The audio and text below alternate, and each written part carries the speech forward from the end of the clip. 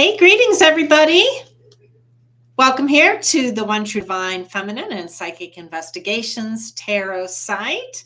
Appreciate you dropping in. Again, I need to check to see. I don't know if I have the like button or subscribe button, all that installed yet. I've mostly been just working on readings, but I'm thrilled to have you here. And if those buttons are there, please give me a thumbs up. I appreciate it very much. And I promise I'll check soon about that. I am going to today finish off with the lunar eclipse of May 5th, 2023. And again, I'm reading all of this energy off of our nation's chart. So this isn't geared towards any particular individual, but is meant to reflect what's happening in America. Now, bear in mind, this is an entertainment website, so just take everything with a grain of salt. However, I am a fairly adept energy reader. Usually with astrology, there's about 4 or 5 ways things can pan out. So sometimes you don't get all of the things, but often you can get the gist of it. So anyhow, I think we've got a lot of volatile energy coming this spring between March, April, and May. And so it pays to know that a little bit ahead of time so that you can see what's coming and you can steer things accordingly. So we left off yesterday with some pretty volatile emotions regarding this upcoming lunar eclipse of May 5th, 2023. We know from the reading yesterday that a lot of stinging secrets will soon be exposed and that our nation is literally facing a crossroad. Either we are going to kind of fall back on our old broken way of doing things, or we are going to reevaluate where we are and actually revise those values and manner of doing things so that we can move forward in a better fashion. Okay, and a few planets will help to soften this energy, but overall, I gotta say, the eclipse looks pretty volatile emotionally because full moons always reveal. And especially because those things are going to be coming to light. And the things that are going to be coming to light are ruled by Scorpio. And Scorpio holds great sway over taboos and obsessions and sex. And the 11th house itself has a lot to do with secret societies, clandestine affairs, and Congress, amongst other things. So expect some pretty hotty-toddy-noddy information, I would say, come to light. Now, Neptune at 26 degrees of Pisces is one of the energies that can soften this impact if we allow it to.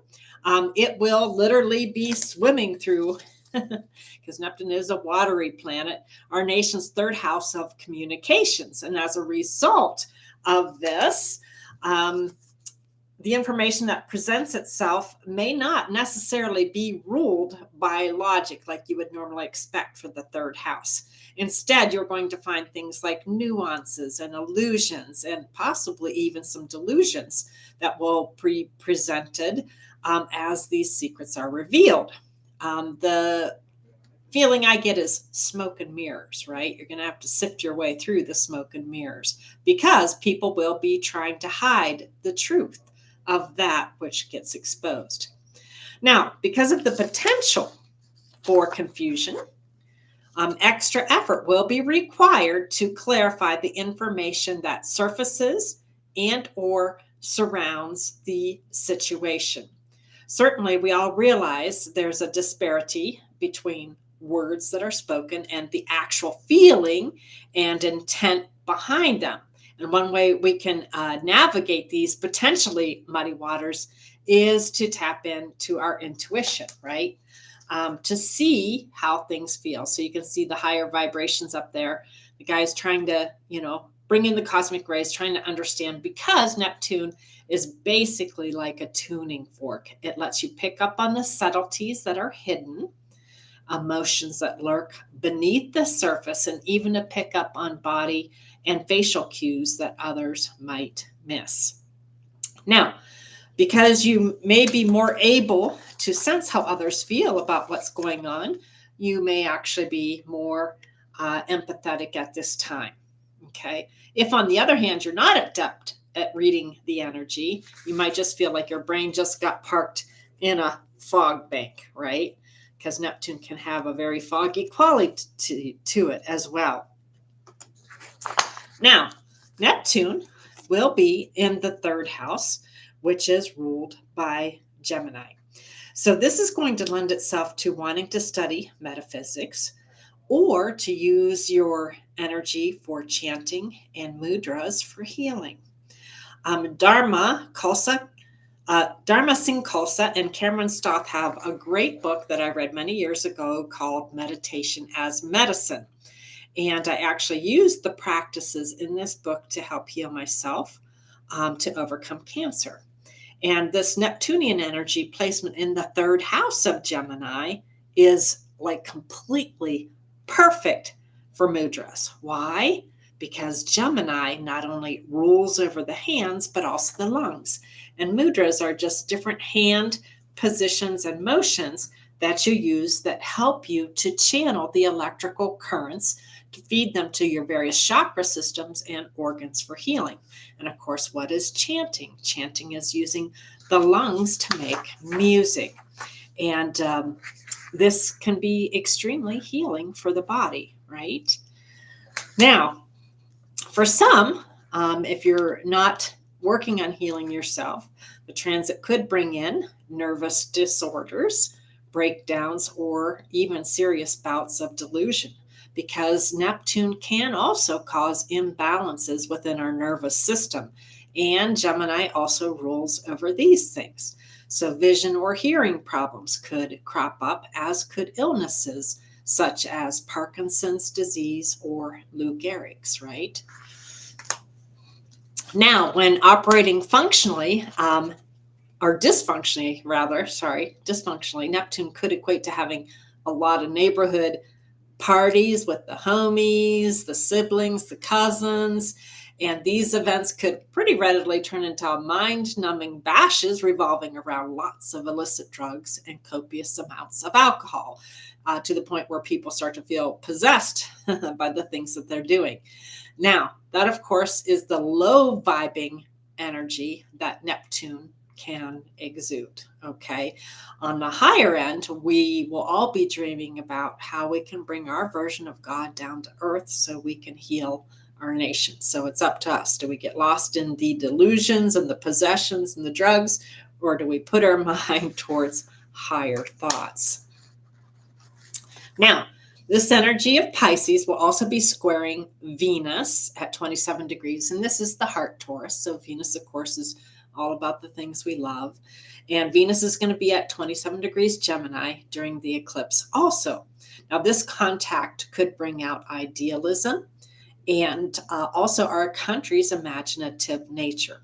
Both the third and sixth houses of our country's chart will be impacted. So issues like work-life balance will emerge, as will talks about the overall mind, body, spirit health of our country. Now, we also know that the sixth house has everything to do with work and service. So this is my service card, the helping hands. So discussions regarding projects that better serve humanity could also be a topic at this time. You also might finding yourself being really busy flitting from one project to another at work, because Gemini has that really busybody kind of energy to it. Certainly with the planet of love in your workspace, others are likely to appreciate your sacrifices and kindnesses at this time. We're all being called to reach out to participate in a larger part of existence under this influence. I think this will happen because we're starting to realize that our country is not well at present, and it is literally up to us to put our hands and hearts and minds together to heal it, and we need to do that together.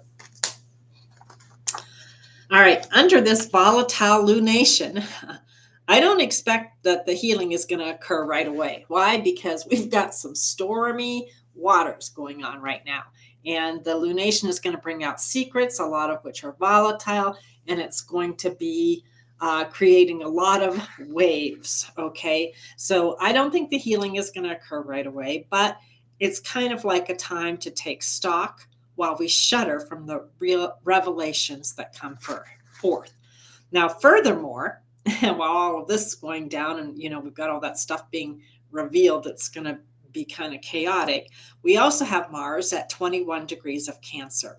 And it's going to be building up all kinds of emotional levels of combustible anger. You can see kind of the angry energy emanating from this guy's head, right?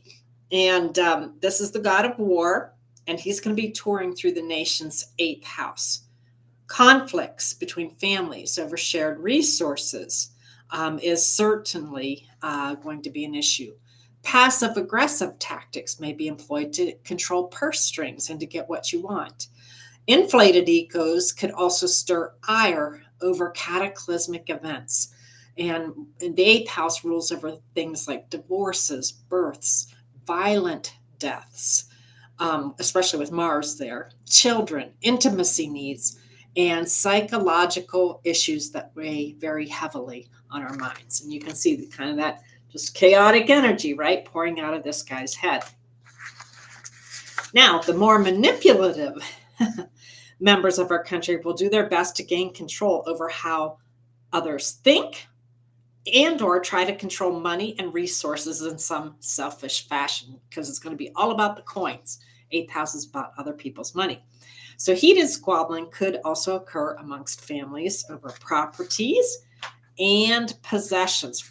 For Mars has an I want kind of energy to it. And the 8th house is, again, about other people's money. So anger could arise over who should control those purse strings, not only in certain families, but even over our country's finances. Funds could get squandered because of disputes as a result of this transit. Now, since Cancer also represents our homeland, it is also possible that tempers could flare over territories, between agencies, and even over how our collective money is spent. See, it's like we're working at cross purposes to each other, which we've been doing a lot lately in this country. It's like we got an internal war going on, and that shows up on the external surface. We're also facing huge seismic psychological rifts in the fabric of our own country. And that's also an 8th house issue. We find ourselves feeling put out regarding how we share national resources and how we feel about certain things. And surely we are being asked to rethink how we spend our country as a nation. And another part of this eclipse is to contemplate fully what exactly is it that we value in America. And this is really important, right? Because we've got this Plutonian driven eclipse happening, and it's asking us to transform the energy. So we need to think about our value system. We need to look at the warlike energy happening over national funding expenditures. And we also need to remember that tempers are also going to be flaring at this time because of secrets getting exposed. So this could even equate to some sort of major breach that enables cloak and dagger data to seep out. That's one possibility. Now, the bottom line of all of this revelatory eclipse, because it's going to be full moon, and full moons always bring out the emotions. They bring out that which is hidden. They bring out the hidden agendas, the things that we have tried to keep secret. They are going to expose all of that. And the reason for this is to bring forth our wisdom, right, in America, so we can reorient our moral compass and value system. So whatever's getting exposed is getting exposed so that we can transform it and head ourselves in a better direction. Truly, 2023 is all about the need for America to be reborn. And the focus on what it is that we value and how we treat our people is going to be huge in that. Now, with Pluto in Aquarius, that energy is going to help to ensure, especially as we hit 2024, that rebirth actually accounts for the real people in our country, not just the 1%. All right, I hope this information is helpful to guide us forward on a good path. Again, for me, the story of our country is written in the stars, and it's just a matter of being able to see the energy and then lay out the possibilities so that we can use our consciousness wisely to help steer things into a good path. And also know that, yes, volatility is coming. Volatile secrets are going to get exposed. But with Pluto, it's never meant to destroy. It may feel that way, right? And for some people, it may feel that way, but it is meant to raise things to the ground, burn out that which is not working, and then allow a rebirth to occur. And since we're going through this period of extreme corruption and greed and a moral system that's thoroughly lacking, right, all the way down to trafficking women to profit things, this transformation needs to occur. Why? Because we need to be better than this in America. God bless. I hope you're all learning something really valuable. And just know that despite that, my gratitude is enormous. And my love for the 99% of people who are doing the right thing and helping and trying to keep me alive and do good things in the world, none of this is aimed at you. But for those people that have the secrets to be exposed, they're going to get exposed for a reason. So, and it is so that we can rebirth our nation so that it looks like something that we can be proud of. God bless. All right. Have a great day.